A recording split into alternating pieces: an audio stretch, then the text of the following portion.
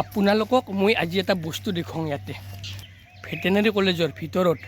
এইটো এটা জলাশয় এইটো বহুত ডাঙৰ জলাশয় আগতে এই জলাশয়টো এনেকুৱা ধৰণে সুন্দৰভাৱে পকি কৰি দিয়া নাছিল ডাইৰেক্ট মেঘালয়ৰ পৰা পানীটো আহে আৰু আহি এনেদৰে আমাৰ খানাপাৰা পশু চিকিৎসালয়ৰ ভিতৰেৰে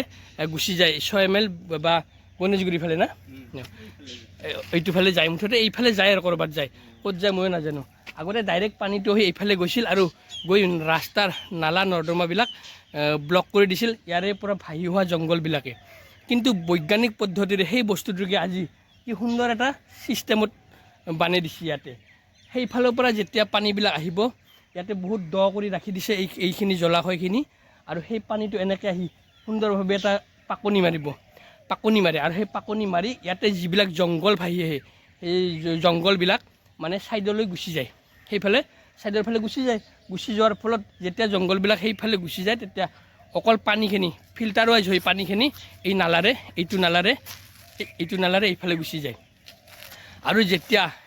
এই নৰ্দমাটোত জংঘলেৰে ভৰি পৰে তেতিয়া মই আপোনালোকক দেখুৱাই আছোঁ ইয়াতে কৃত্ৰিম পদ্ধতিৰে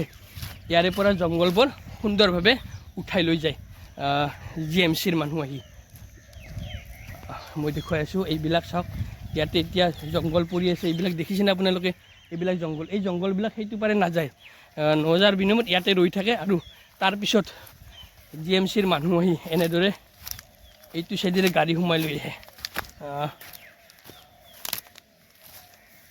এইটো চাওক এইফালেৰে সুন্দৰভাৱে গাড়ী অনা এইটো ছিষ্টেম কৰি দিছে আমাৰ যি নদীৰ পানীৰ ওপৰত যি গাড়ী JCB কিছুমান চলাই নিব পাৰে এনেদৰে সুন্দৰভাৱে গাড়ী লৈ আহে আৰু তাত ইয়াতে যিবিলাক জংঘল ৰৈ থাকে সেই জংঘলখিনি ইয়াৰ পৰা উঠাই লৈ ডাষ্টবিনত পেলাই আহে এটা কি সুন্দৰ এটা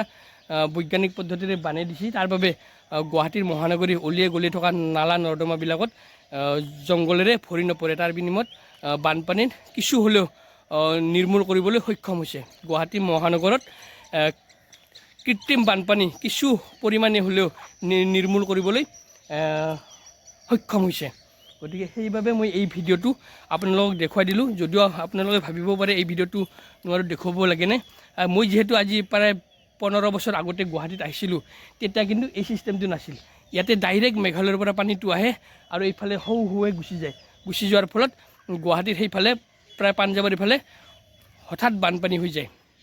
কৃত্ৰিম বানপানীৰ সৃষ্টি হয় যেতিয়া এনেদৰে বনাই দিলে তেতিয়াৰ পৰা কিন্তু এই অঞ্চলত কৃত্ৰিম বানপানীৰ পৰা এই অঞ্চলবাসীয়ে কিছু পৰিমাণে হ'লেও হ্ৰাস পাইছে গতিকে এইখিনি ভিডিঅ' মই দেখুৱালোঁ আপোনালোকক কেনেকুৱা লাগিল মোৰ